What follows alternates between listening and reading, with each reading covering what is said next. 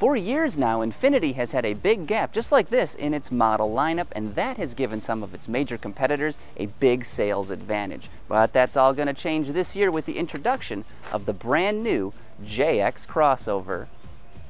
This car is really important to Infiniti because what we found through years is we've actually been underserving a particular market. We have the QX, which has done a wonderful job for us.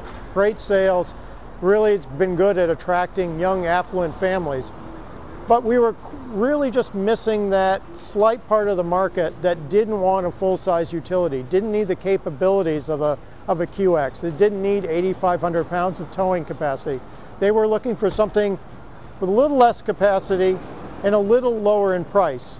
So there was this gap in the market of between $40,000 and $55,000 for three-row luxury crossovers that we were really underserving. We couldn't put those people into FXs because they had 3 children and FX really didn't work for them. QX was too large, perhaps a little bit more money than they wanted to spend. This was a critical vehicle for us. Our dealers were telling us we were losing a lot of customers to competitors because they simply did not have something to sell to them.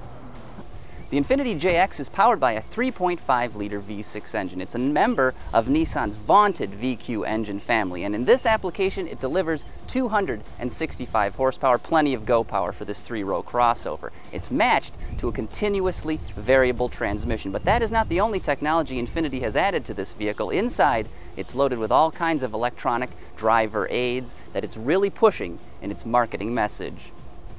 The all-new Infiniti JX is targeted towards affluent families who are looking for 7-passenger seating and 3 rows to accommodate their families, and specifically second row flexibility, so easy ingress and egress into the 3rd row. And also families that are interested in both design and technology, which this vehicle has a wealth of, including first ever backup collision intervention system.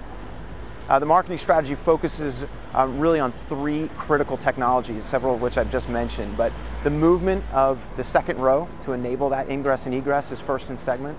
The backup collision intervention is a world's first, where it uses both radar and sonar to alert the driver to what he's not able to see.